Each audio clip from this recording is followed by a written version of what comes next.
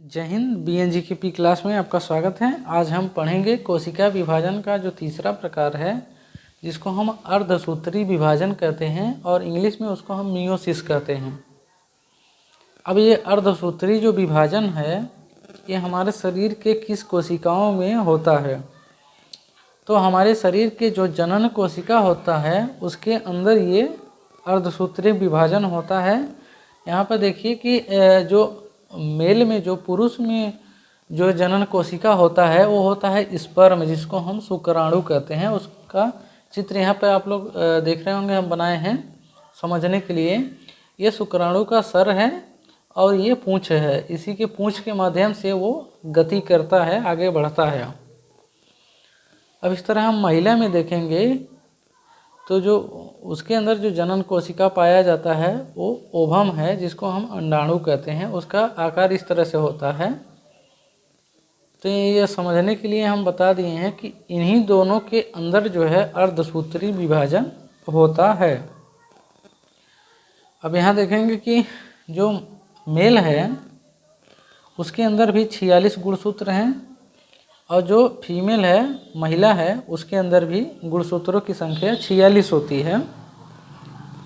यानी महिला पुरुष दोनों में गुणसूत्रों की संख्या 46 होता है और जोड़े में 23 जोड़े होते हैं। अब यहाँ पे देखेंगे कि जो ये 46 गुणसूत्र हैं, ये दो तरह के गुणसूत्र हैं। एक है ऑटोसोम और दूसरा है आलोसोम। और इस तरह से महिला वाले में भी ऑटोसोम है और आलोसोम है। अब इसमें देखेंगे कि जो ऑटोसोम है वो जो है संख्या में 44 है और जो आलोसोम है वो संख्या में 2 है। 44 और 2 मिलके 46 हो गया।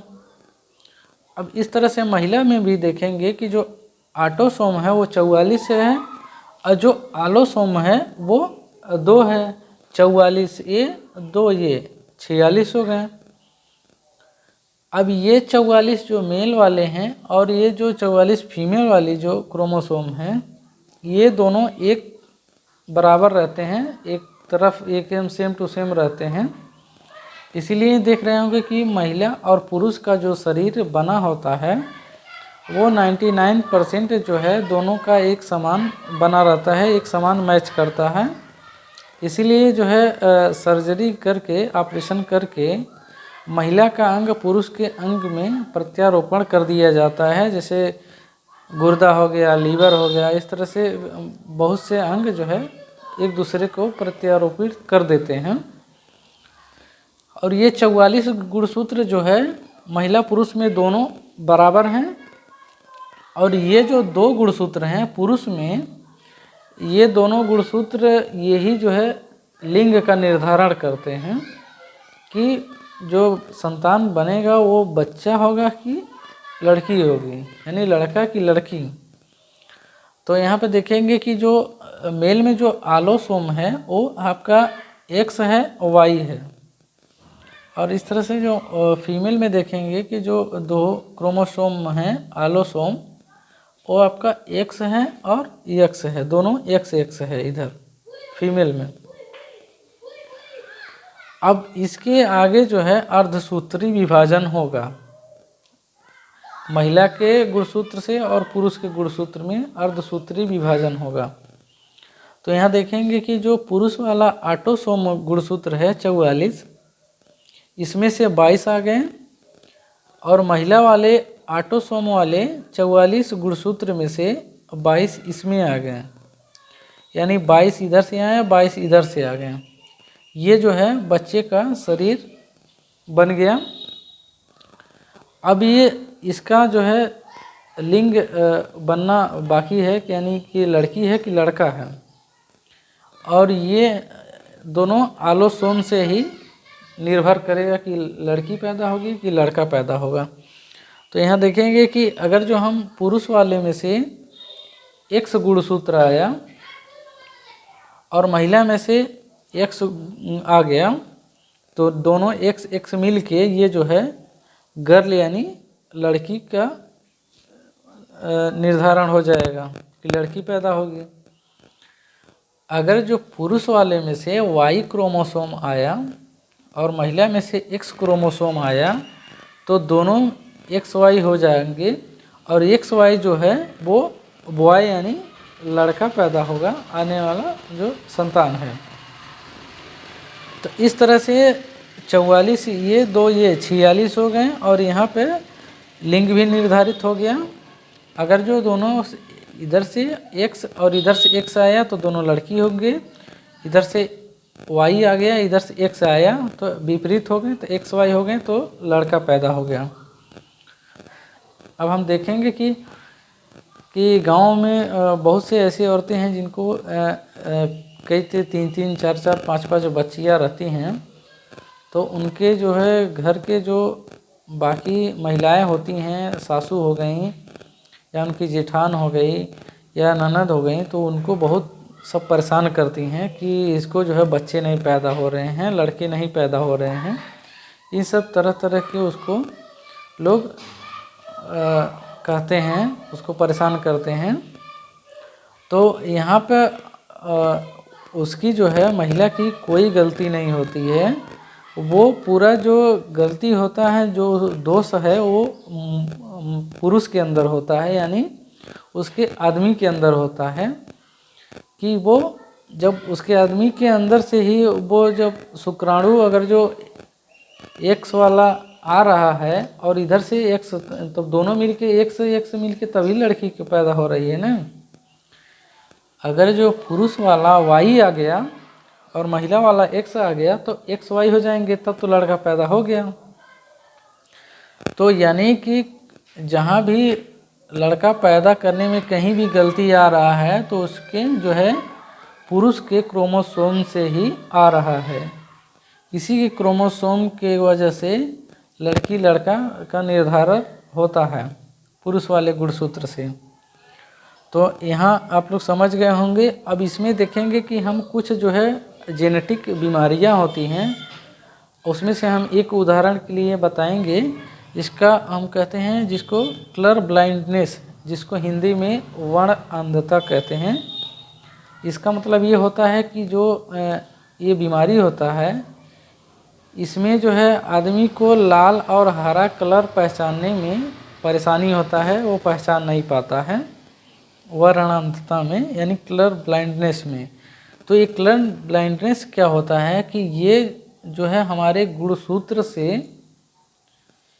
गुणसूत्र के इन्फेक्शन से, यानी गुणसूत्र जब प्रभावित होता है तब ये एक पीढ़ी से दूसरे पीढ़ी में जाता है, यानी ये गुणसूत्र वाली बीमारी है, तब ये अगले जनरेशन में चला जाता है। अब यहाँ देखेंगे कि कैसे जाता है। तो मान लिया जाए ये पुरुष वाला गुणसूत्र एक्स है, ये मान लीजिए इन्फेक्शन, ये इन्फेक्टेड है कलर ब्लाइंडनेस वाले बीमारी से। तो अगर जो मान लीजिए पुरुष वाले में से एक्स आया और महिला में से एक्स आ गया तो दोनों एक्स एक्स मिल के लड़की हो गए, और जो ए इन्फेक्टेड वाला जो है क्रोमोसोम है ये लड़की में आ गया। तो जो अगली पीढ़ी जो होगी, यानी लड़की जो है वो बीमारी जो है अगली पीढ़ी में लेके चली जाएगी। और इसके आगे देखेंगे कि अगर जो मेल वाले में से वाई गुणसूत्र आया और महिला वाले में से एक्स गुणसूत्र आया तो यहाँ एक्स वाई हो जाएंगे।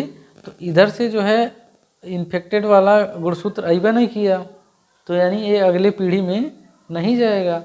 तो जब लड़का पैदा होगा तो वो अगली पीढ़ी में इस बीमारी को नहीं लेके जाएगा। यानी अगर जो कोई बीमारी है, मान लीजिए हमको कोई बीमारी है, यानी वर्णांधता माने हमको होए, तो हमसे जो बच्चा पैदा होगा या लड़का होगा तो वो जो है अगली पीढ़ी में वो इस बीमारी को लेके नहीं जाएगा। अगर जो हमारे द्वारा बच्ची पैदा हुई तो वो जो है कलर ब्लाइंडनेस बीमारी जो है अगली पीढ़ी में वो लेकर के जाएगी। तो यहाँ पे आप लोग इस तरह से आप लोग पूरा समझ गए होंगे। अब इसके आगे हम देखेंगे कि जो ये गुणसूत्र 22 इधर से आए 22 इधर से आए, यानी 22 महिला में से 22 पुरुष में से आए। कभी कभी ये अधिक या कम आ जाते हैं, मान लीजिए इधर पुरुष में से ज़्यादा ही आ गया और महिला में से कम आ गया, तो कभी कभी इस तरह से जो पैदा होते हैं तो वो जैसे जो किन्नर हो जाते हैं, जिनको हिजड़ा कहते हैं लोग, उस तरह वो लोग पैदा हो जाते हैं। तो अगर जो देखेंगे कि अगर जो पुरुष वाला क्रोमोसोम ज़्यादा आ गया, यानी 22 आना चाहिए, अगर जो ये 24 हो गया, 23 हो गया, और इधर से जो है अगर जो आ गया, तो यानी संख्या में जब ज़्यादा हो जाएंगे तो अगर जो उसके बाद जो उसका शरीर बनेगा तो वो देखने में जो है वो आदमी के जैसा हिष्ट पुष्ट दिखाई देगा। और आप लोग देखे भी होंगे कि बहुत से ऐसे कुछ हिजड़े होते हैं कि वो देखने में जो है आदमी के आकार में दिखाई देते हैं, आदमी जैसे दिखाई देते हैं। और अगर जो ये महिला वाला क्रोमोसोम ज़्यादा हो गया तो जो उसके बाद जो हिजड़ा पैदा होगा तो उसमें जो होता है और वो जो है औरत के जैसा उसका शरीर बनेगा, औरत के जैसा एकदम देखने में सेम टू सेम जो है औरत जैसा लगेगा, एकदम खूबसूरत अच्छा सा बनेगा। उसमें आप पहचान नहीं पाएंगे कि ये लड़का है कि हिजड़ा है। तो यहाँ पे हम यहाँ इस तरह से समझ लेंगे। और इसके आगे हम देखेंगे कि जो गुणसूत्रों की संख्या होती है वो अगर जो ये 46 है, अगर जो कम हो गया तब भी और बेसी हो गया यानी ज़्यादा हो गया तब भी, ये जो है ये बीमारी होता है, ये बीमारी में चले जाते हैं। इसको हम सिंड्रोम कहते हैं, उसको आगे हम पढ़ेंगे। आप लोग इसको समझ गए होंगे, इसका आप स्क्रीनशॉट ले लीजिए।